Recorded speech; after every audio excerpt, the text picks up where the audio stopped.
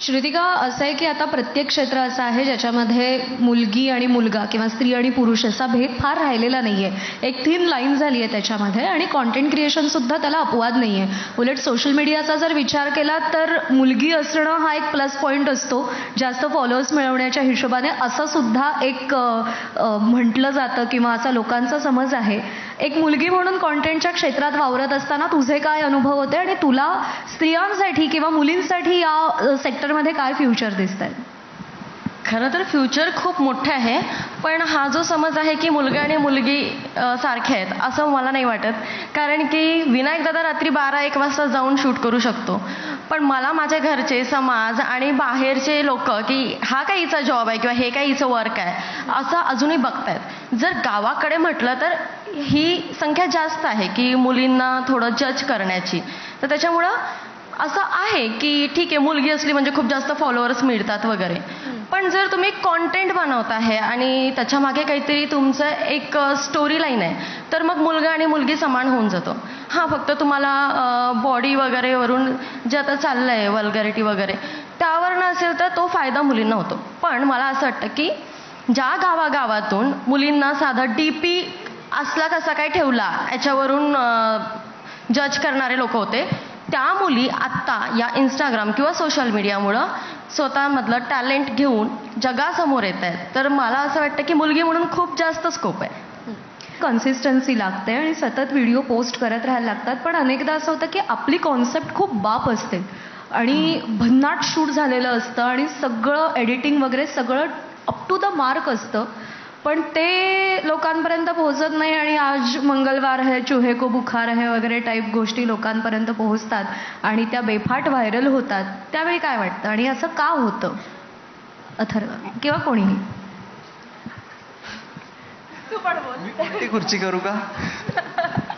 नाही, मला वाटतं की त्या ज्या व्हिडिओ आता ते काय आज मंगळवार शुक्रवार जे काय असेल पण ते त्या दिवसापुरतंच असतं, ते मंगळवार पुरतंच असतं.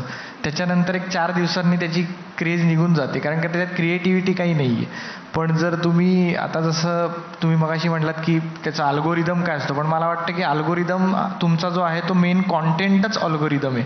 जर तुमचा कॉन्टेंट चांगला असेल तर ते PR असो नसो तो व्हायरल होणारच आहे. कारण का जर तो चांगला असेल तर लोक हे नाही विचार करणार की आपण हा स्टोरीला टाकायचं का नाही, शेअर करायचा नाही, तो आपोआप शेअर होणारच आहे. तर मला वाटतं की जर कॉन्टेंट चांगला असेल तर मग बाकीचा अल्गोरिदम काय आहे, आपण किती वाजता व्हिडिओ टाकतोय, रात्री टाकतोय का सकाळी टाकतोय, हा एक मुद्दा जातो. आपल्याला जर वाटलं हा चांगला व्हिडिओ आहे तर तो पोस्ट करायचा आणि जर तो चालला नाही तर मग चांगला नाही आहे हे पण मग मान्य करायचं की बाबा नाही आवडला. आणि मी तर अशा पद्धतीने विचार करतो.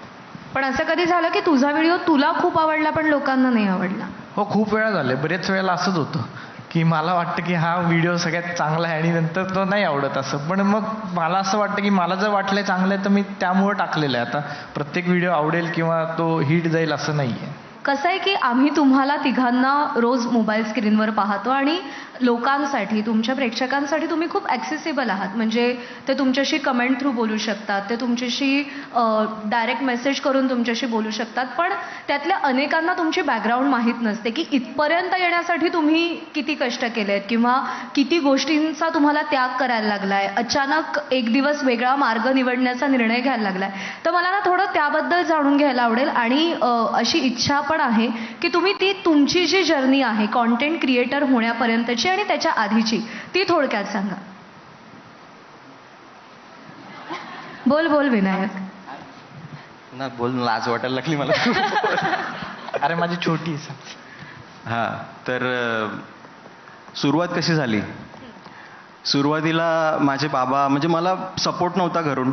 पप्पांना बिलकुल नाही आवडायचं. पप्पा कोर्टात जॉबला होते, त्यामुळे पप्पांच्या डोक्यावर तो पगडा होता की अभ्यास, नोकरी, त्याच्यानंतर लग्न करून छोकरी. सो अभ्यास कर, जॉबला जा, हेच होतं फोकस. त्यामुळे मी सडनली माझं SY झालं, SY कम्प्लीट झालं. त्याच्यानंतर मी बोललो की आता TY होईपर्यंत मी अभ्यास बरा करत होतो, तर मी बोललो की TY होईपर्यंत मी 1 वर्ष यूट्यूब करतो असंच टाईमपास. कारण सगळ्या ऑडिशन्स देऊन दमलेलो मी. तर मला स्टार्टिंगला मी लपून करायचो. मी माझं सामान आधी खाली वॉचमॅनच्या इथं जाऊन ठेवून द्यायचो. बाबा आंघोळीला गेले त्याच्यानंतर गुपचूप धावत जायचो खाली आणि मग मित्राला बोलवायचं आणि तिथून जाऊन आम्ही शूटिंगला निघून जायचो. तर ही माझी सुरुवात होती. आणि सुरुवातीला हो म्हणजे पप्पांचा सपोर्ट नव्हता, पण आत्ता पप्पा आता स्वतःहून बोलतात, शूटिंगला चाललाय का आज, नेऊ सामान गाडीमध्ये तुझं.